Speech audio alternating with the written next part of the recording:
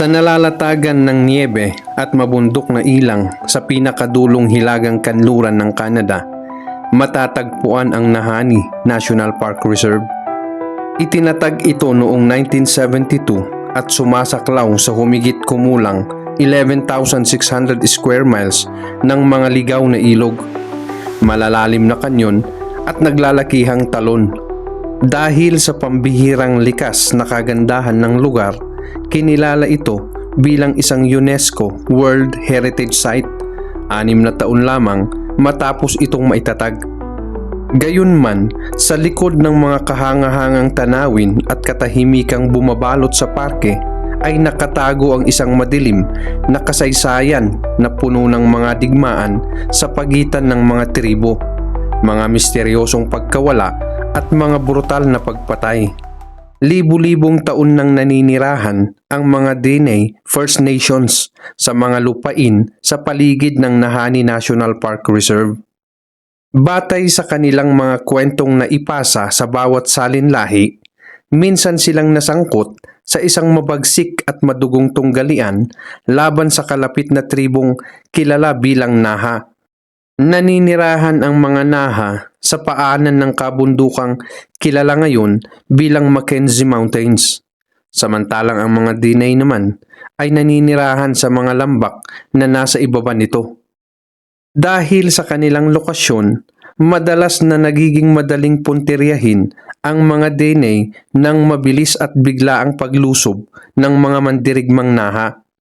Samantala, ang bawat pagtatangka ng mga Dene na gumanti sa pamamagitan ng pag-akyat sa kabundukan ay nauuwi lamang sa mabibigat na pagkalugi at maraming nasasawi.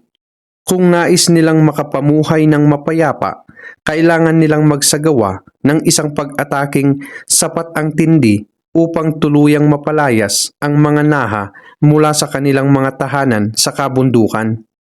Ngunit dahil mas marami ang mga mandirigmang Naha kaysa sa kanila, napagpasyahan ng mga Dene na magplano ng isang mahusay at mapagpasyang pananambang na inaasahan nilang tuluyang magwawakas sa matagal ng hidwaan.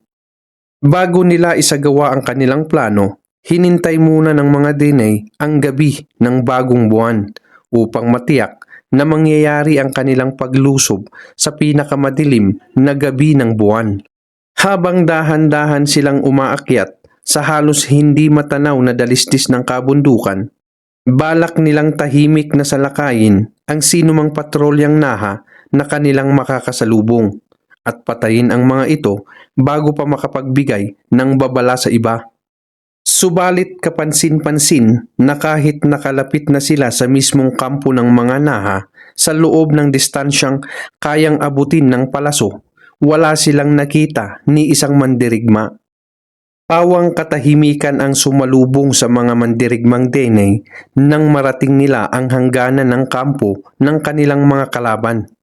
Sa loob ng ilang sandali, inakala nilang nagtagumpay silang mabigla ang mga Naha. Ngunit nang pasukin nila ang mga tipi habang nakahanda ang kanilang mga tomahawk, isang hindi inaasahang tanawin ang bumungad sa kanila. Ganap na bakante ang buong kampo. Nandoon pa rin ang mga nakaimbak na pagkain at mayroon pang mga apoy na hindi pa tuluyang namamatay. Ngunit wala ni isang miyembro ng tribong Naha ang matagpuan. Mistulang bigla na lamang huminto ang buhay sa kampo nang walang anumang malinaw na paliwanag.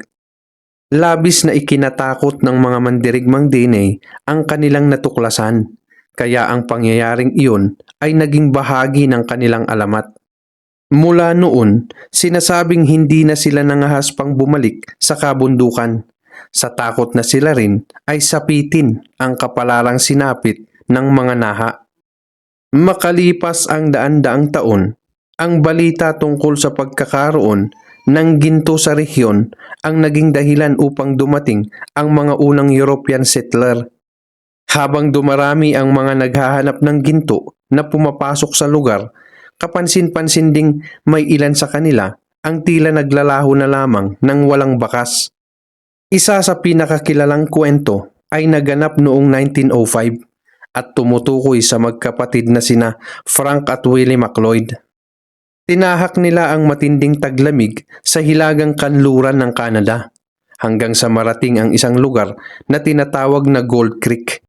Matapos ang ilang linggong paghahanap at paghuhugas ng buhangin para sa ginto, nakatagpo sila ng malaking dami ng mahalagang mineral.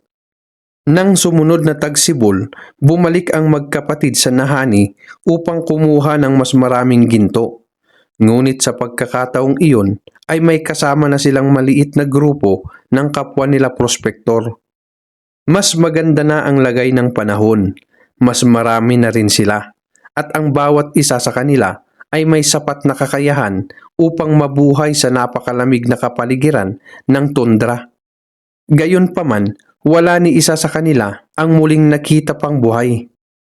Makalipas ang 3 taon, pinangunahan ng nakababatang kapatid ng magkapatid na McLeod ang isang grupo na umakyat sa kabundukan upang alamin ang tunay na sinapit ng kanyang mga kapatid. Ang tanging natagpuan nila ay 2 kalansay sa isang kampo sa tabing sapa sa lambak at kapwa wala na ang mga ulo ng mga ito.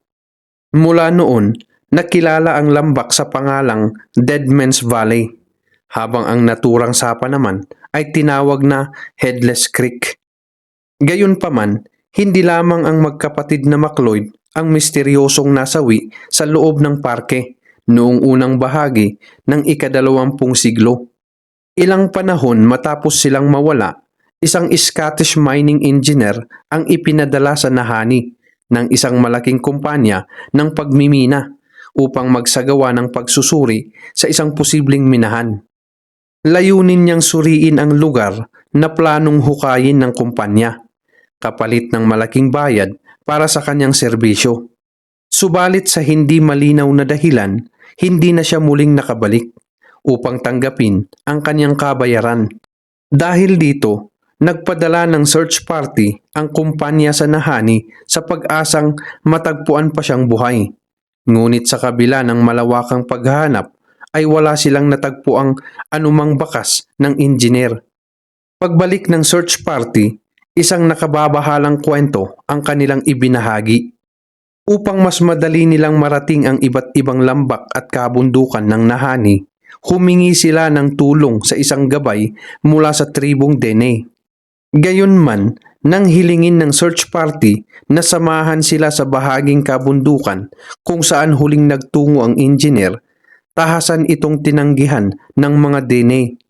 Ayon sa mga sumunod na ulat, labis umano silang natatakot na umakyat sa kabundukan, lalo na kapag lumubog na ang araw, at sinabi pa nilang iiwan nila ang kanilang mga bisita kung ipipilit ng mga itong magpatuloy sa pag-akyat. Ngunit nang tanungin kung ano mismo ang dahilan ng kanilang matinding takot, tila hindi na ipaliwanag o marahil ay sadyang ayaw ipaliwanag ng mga membro ng tribong Dene ang kanilang nalalaman. Makalipas ang mahigit 1 dekada, noong 1917, isang prospektor mula sa Yukon na nagngangalang Martin Jorgensen ang nagtungo sa mga kabundukan ng Nahanni. Nabalitaan niyang may ilang naghahanap ng ginto na yumaman sa lugar, at dahil wala na siyang matagpuang mapagkukunan ng ginto sa kanyang sariling lugar, nagpasya siyang lumipat sa Nahanni upang subukan ang kanyang kapalaran. Pagkaraan ng ilang buwan, nagpadala umano si Martin ng liham sa kanyang pamilya kung saan sinabi niyang natuklasan niya ang pinakamalaking ugat ng ginto na nakita niya sa buong buhay niya. Ipinangako rin niya na hindi magtatagal at magiging isa sila sa pinakamayayamang pamilya sa buong Yukon. Ngunit ang liham na iyon na pala ang huling balitang natanggap ng kanyang pamilya mula sa kanya. Dahil sa kanyang pagkawala, muling bumuo ng isang search party upang hanapin siya sa kabundukan. Sa pagkakataong ito, natagpuan nila ang taong kanilang hinahanap, ngunit hindi na siya buhay. Natagpuan si Martin na nakasandal sa mga nag-aapoy pangguho ng inuupahan niyang kubo, at kapansin-pansing wala na ang kanyang ulo. May ilan ang naniniwalang pinatay si Martin ng mga taong nainggit sa kanyang natuklasang deposito ng ginto. At ayon sa kanila, ang pangunahing dapat na pinaghihinalaan ay kung sino man ang kalaunang nagmay-ari ng kanyang gold claim. Subalit hindi nagtagal matapos ang insidente, nagsimulang lumabas sa mga lokal na pahayagan ang mga ulat na nag-uugnay sa naturang pamumugot ng ulo sa tinatawag na mga headhunters. Hindi malinaw kung ang terminong ito ay tumutukoy sa mga bounty hunter, mga bayarang mamamatay tao o simpleng paglalarawan lamang sa malagim na paraan ng pagpatay. Ngunit sapat na ang naturang katawagan upang magdulot ng takot sa mga nakabasa ng balita. Habang lalo pang nakikilala ang Nahanni bilang isang mapanganib na lugar, unti-unting nabawasan ang mga taong bumibisita rito matapos ang unang gold rush. Sa paglipas ng panahon, naging isa itong liblib na kagubatan na kakaunti na lamang ang may interes o may lakas ng loob na puntahan. Pagsapit ng dekada 1940, tila unti-unti nang nalilimutan ang mga alamat at misteryosong bumabalot sa Nahanni. Noong 1946, muling nabaling ang pansin ng ilang kumpanya ng pagmimina sa Canada sa halos hindi pa nagagalaw na bahagi ng Mackenzie Mountains, na kinabibilangan ng ilang lugar na ngayon ay protektadong bahagi ng parke. Isa sa mga kumpanyang ito ang nagtalaga sa mining expert na si Frank M.W. Henderson mula sa Calgary upang magsagawa ng pagsusuri sa ilang posibleng minahan. Kasama ang matagal na niyang katuwang na si Jack Patterson, nagplano sila ng ruta sa pagitan ng mga lugar na susuriin bago nagsimulang umakyat sa kabundukan. Isang araw, napagpasyahan ni na Henderson at Patterson na maghiwalay ng daraanan upang mas marami silang masuring lugar. Gayunpaman, nagkasundo silang magkikita malapit sa Virginia Falls matapos ang kanilang trabaho. Napagkasunduan din nilang ang unang makarating sa itinakdang lugar ay mag-uukit ng isang maliit na simbolo sa isang malaking punong kahoy upang magsilbing palatandaan na natapos na niya ang kanyang gawain at nakabalik na sa kampo. Nang matapos ang araw, si Frank Henderson ang unang nakarating sa naturang puno, kaya inukit niya ang napagkasundoang simbolo bago bumalik sa kanilang kampo upang hintayin si Jack. Lumipas ang mga oras, ngunit hindi pa rin dumarating ang kanyang kasama, kaya unti-unti siyang nabahala. Nang sumapit ang gabi at wala pa ring bakas ni Jack, nagsimula na siyang maniwalang may hindi magandang nangyari rito. Kinabukasan, pagsikat ng araw, nanatiling walang laman ang tolda ni Jack, kaya agad na nagtungo si Frank sa kagubatan upang hanapin ang kanyang nawawalang kasama. Hindi man lang umabot ng isang oras ang kanyang paghahanap nang magsimula siyang makaramdam ng matinding pagkalito. Ang mga lugar sa kagubatan na dati niyang pamilyar ay tila bigla na lamang naging kakaiba at hindi na niya makilala. Habang tumatagal, lalo siyang nilamon ng hindi maipaliwanag na takot. Sa halip na ipagpatuloy ang paghahanap, nagmadali siyang bumalik sa kampo, inayos ang kanyang mga gamit at tuluyang umalis sa lugar kahit hindi pa rin natatagpuan si Jack. Makalipas ang ilang linggo, bumalik siya sa Nahanni kasama ang isang mas malaking grupo upang ipagpatuloy ang paghahanap, ngunit gaya ng maraming naunang kaso sa lugar, wala silang natagpuang anumang bakas ni Jack Patterson. Kapansin-pansin din na kahit sa ikalawang pagkakataon niyang bumalik sa Nahanni at kahit marami silang magkakasama, muli niyang naramdaman ang parehong matinding takot na hindi niya maipaliwanag. Nang gabing iyon, ginising sina Frank at ang search team ng isang grupo ng mga kalalakihang mula sa First Nations na biglang dumating sa kanilang kampo. Ayon sa mga ito, nakakita sila ng mapuputla at tila multong mga anyong gumagalaw sa lambak sa ibaba at binalaan nila ang grupo na umalis na agad sa lugar. Hindi na nag-atubili sina Frank at ang kanyang mga kasama. Inimpake nila ang kanilang mga gamit at tuluyang nilisan ang nahani. At ayon sa mga ulat, hindi na muling bumalik pa roon si Frank. Sa sarili niyang salita, sinabi niya, hindi maikakaila ang nakababahalang atmosfera ng buong Lambak. Ang kakaiba at walang tigil na paghagulgol ng hangin ay isang bagay na hindi ko kailanman malilimutan. Sa mga sumunod na taon, marami pang iba ang naiulat na misteryosong pagkawala at pagkamatay sa loob ng Nahani National Park. Bukod dito, napakarami ring naitalang pagbagsak ng eroplano sa isang bahagi ng Mackenzie Mountains, dahilan upang bansagan ang lugar na funeral range. Kaya naman nananatiling palaisipan kung bakit napakaraming misteryoso at napakangingilabot na pangyayari ang iniuugnay sa Nahani National Park. Posibleng isa sa mga dahilan ay ang napakahirap nitong kalupaan na tunay na mapanganib para sa sinumang maglalakbay rito. Dagdag pa rito, tahanan ang Nahani ng ilan sa pinakamapanganib at pinakaaktibong mababangis na hayop sa mundo. Bilang isang tunay na ilang, limitado ang mapagkukunan ng pagkain sa lugar.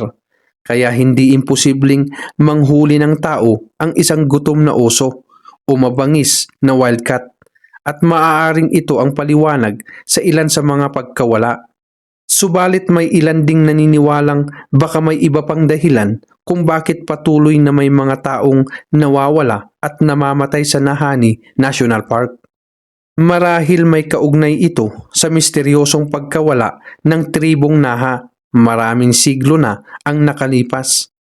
At kung sakaling masagot ang isa sa mga misteryong ito, maaaring mabigyang linaw rin ang isang tanong na mahigit 1,000 taon nang walang kasagutan. Hanggang sa ngayon, nananatiling isa ang Nahani National Park sa mga lugar na pinakamaraming misteryo sa buong Canada.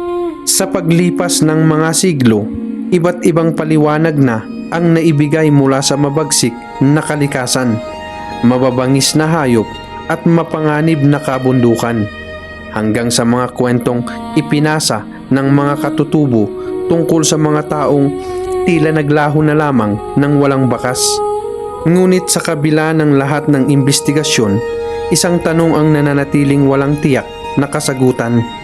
Ano nga ba talaga ang dahilan kung bakit napakaraming buhay ang tila nilamon ng Nahani?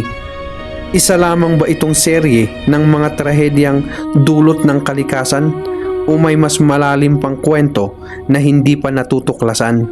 Marahil ang ilan sa mga lihim ng Nahani ay mananatiling nakabaon sa pagitan ng mga kabundukan at kagubatan nito. Mga lihim na maaaring hindi na kailanman mabibigyan ng kasagutan. Ako si Kuya Cox, at kung nagustuhan nyo ang ating pagsisiyasat sa kasong ito, huwag kalimutang i-like ang video, mag-subscribe sa ating channel at pindutin ang notification bell upang hindi nyo mapalampas ang mga susunod pa nating dokumentaryo tungkol sa mga totoong kasong nagbigay ng maraming katanungan at aral. Maraming salamat sa inyong panunood. Mag-ingat palagi at magkita-kita tayong muli sa susunod na investigasyon dito lamang kay Kuya Cox.